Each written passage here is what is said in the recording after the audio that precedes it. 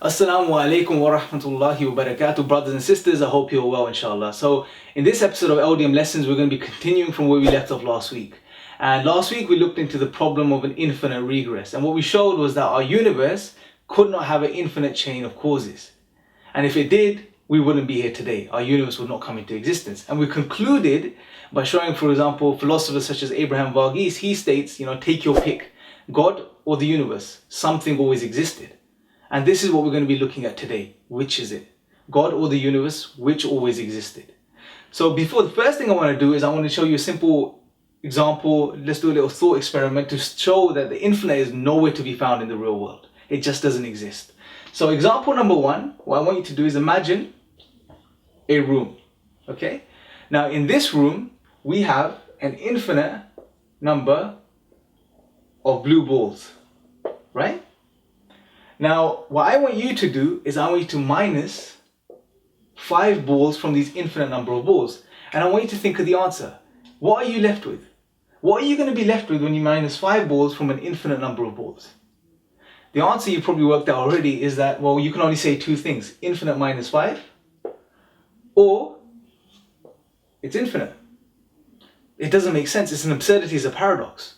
And this clearly illustrates that the infinite is nowhere to be found in the real world. It doesn't make sense.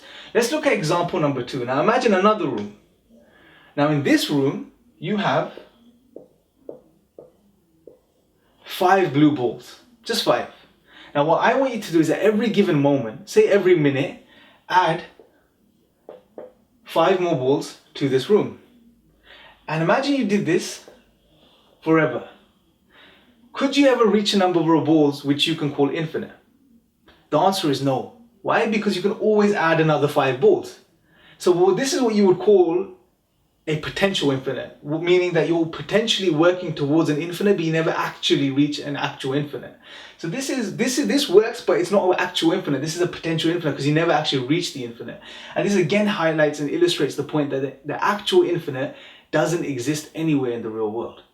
For example, David Hilbert, he states that the infinite is nowhere to be found in the real world. The idea, if you like, or the concept of an infinite is just an idea. There's nothing more to it. It's not real.